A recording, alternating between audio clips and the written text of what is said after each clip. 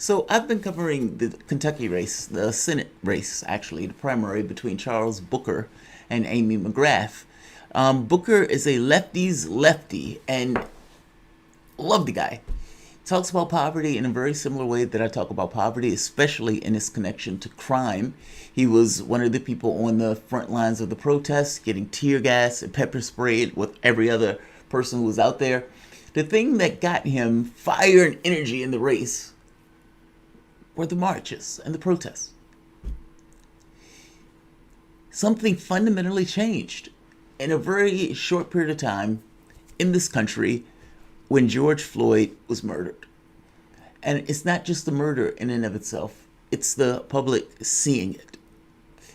And really, honest to God, seeing it and getting it in this flesh to bone way that can never be communicated if you're just trying to tell somebody. Like, if you go and tell somebody they murdered the guy, they put their knee on his throat for 9 minutes. Well, that's an intellectual conception of that, right? That's not flesh to bone in the way that it would be flesh to bone if you could feel it, or if that was you, or if you were there. The camera put people there, and they could identify in some way of the horrendous nature of what they were witnessing. The Floyd thing made it real. And your society, your country, basically looked at this and said, this is not right. It also said to blacks, you were right. This was taking place. And there was a reckoning from that in an odd way.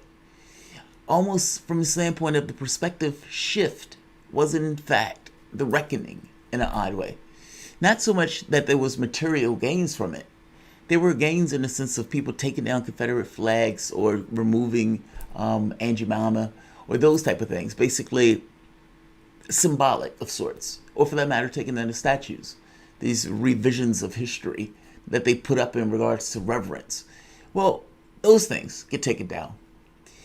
There's material basis, basically, for the public to engage the elements of the society that they have allowed to propagate without necessarily interrogating whether or not those things should propagate and what it means for those things to propagate, especially for a community that is integrated into your larger community that is disadvantaged by that thing you're allowing to propagate.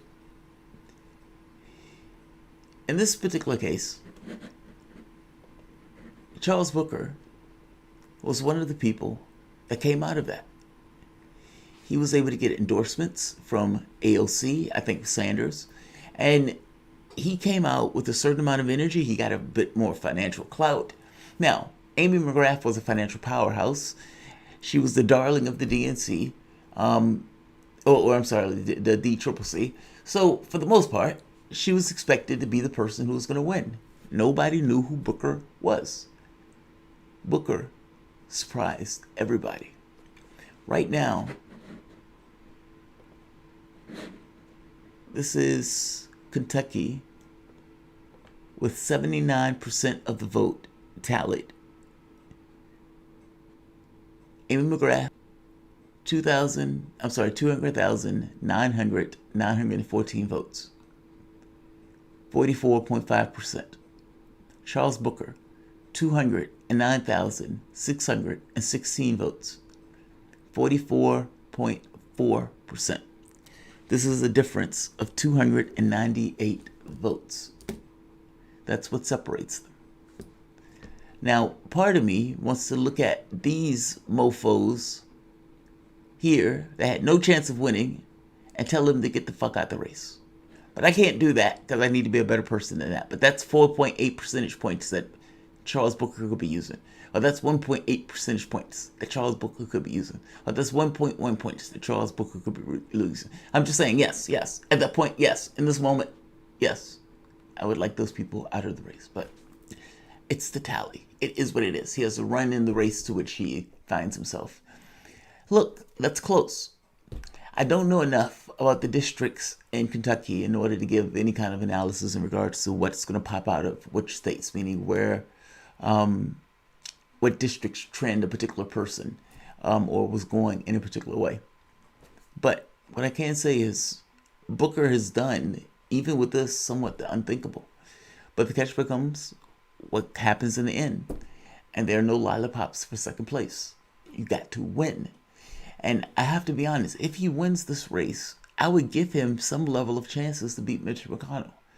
It would be difficult. His chances will be a long shot.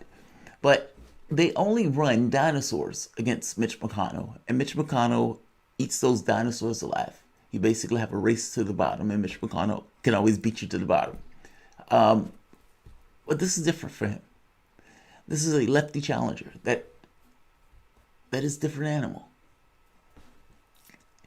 First challenge, beat Amy McGrath. God, I hope he wins this race. He would be right up there with Elliot Engel and Jamal. I always forget that man's name. Bowman, that's what it is. Jamal Bowman. Like, share, and subscribe.